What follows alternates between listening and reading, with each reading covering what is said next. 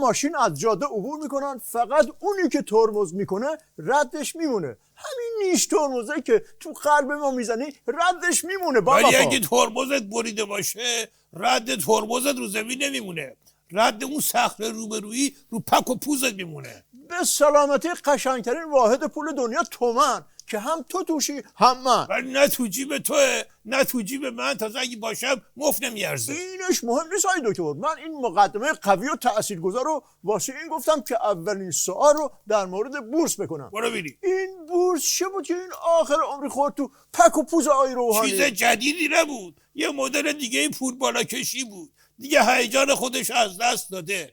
قدیما تو نظام دو دسته آدم داشتیم، یه دسته دزد بودن، یه دسته هم هنوز دزدیشون رو نشده بود. الان دیگه یه دست شده راحت خسته کننده. دکتر اولش طوری صحبت کرد حاجی روحانی که آدم فکر میکرد این دفعه میخواد راستشو بگه. اولش همچی خیز برداشتن که انگار دارن میذارن رو دست وال استریت نیویورک. الان معلوم میشه که مغز متفکر اقتصادیشون بعد 3 سال به بیت کوین میگه بیت کوین یعنی همون کورنفلکس. این واعظی دفعه اولش نیست. گیو می 5 تا باقیشو بهت بگم، نمیخواد حالا بزنی. ولی دیدی که تو هم بلدی. اون سفیر مشنگ تو آلمان هم بلد بود، تازه میپرید بالا میزد با اون خانومه. ولی این واعظی اینا رو بلد نیست. دفعه آخری که تو برجام داشتن سرمون شیره میبالیدن، آخرش گفتن گیو می 5.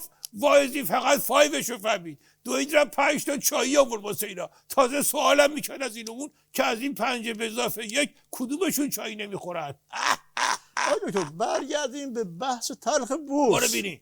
اولش تعریفا یه طوری بود که آدم میخواست به جای سهم خریدن تو بورس صبح به صبح بره عکس یادگاری بگیره و برگرده. مرحوم ابوی همیشه میفهمودم از بهادر. عرض میکردم بله، میفهمودم مشنگه یه شامپو خرید، دید پشتش بعد 1 صفحه ویتامین و فواید نوشته. حیفش اومد بزنه به سرش. روزی یه قاشق ازش میخورد.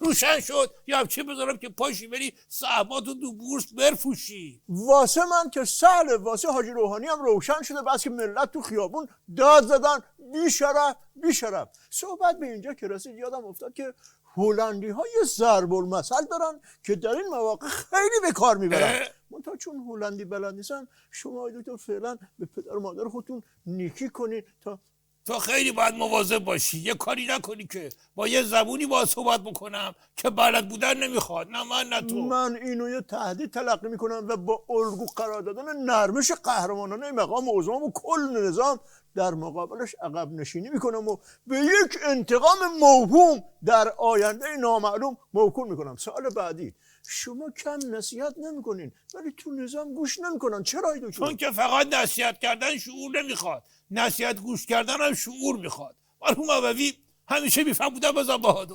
عرض میکردم بله، میفهمودن طرف اومد به یکی نصیحت کنه که ظاهر و باطنت یکی باشه. گفت چرا کیف پول میخری 80,000 تومان، اون وقت توش 1200 تومان بیشتر نداری بذاری؟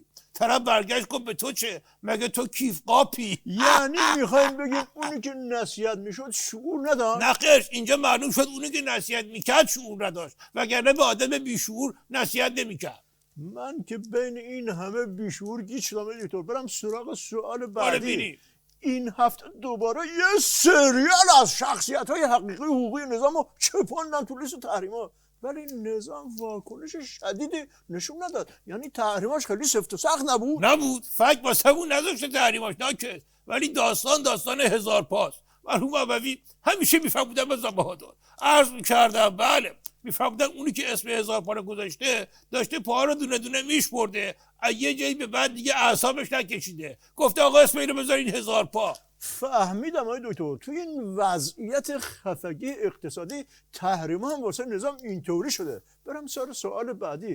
نظام اگه اونقدر توان داره که این سایت عراق رو عین آب خوردن برگردونه به حالت قبلش، مگه مغز خر خورده که با ذلت و خاری بگه تو رو خدا برگردین به برجام که ما هم برگردیم؟ نظام اگه اونقدر گردن کنفته که همه دنیا با ازش حساب ببرن، مگه مغز خر خورده که برای مذاکره موس میکنه؟ نظام اگه راحت میتونه قضیه سازی رو ببره تا اونجایی که میخواد، مگه مغز حساب کن میریم تا هم که هرچی مغز بود تموم کردی اینجا. نظام کجا همچین زوری داره، همچین توانی داره. اون خالی بنده های اون مشنگه اسمش چیه؟ سلامی. آره و اون یکی مشنگه حاجی زاده با اون خوله نقدی. خالی بنده های اینا رو تو باور کردی؟ بابا اینا برای بسیجی حرف میزنن، تو چرا جواب میدی؟ خلاصش اینه هر کاری بخوام بکنیم زور میخوایم، نداریم پس باید موس کنیم. سوال امتحانی استراتژی میدانی. چرا خرچنگا همیشه یه رنگ مشنگی دارن، کج را میرن؟ دیدی چه را میرن؟ چرا؟ آی دکتر چون تو جشناشون نمیتونن دست بزنن و شادی کنن، فوقش بتونن یه بشکن ریز بزنن. آفرین، پس تو هم حالیته که هر کاری ابزار خودشو میخواد.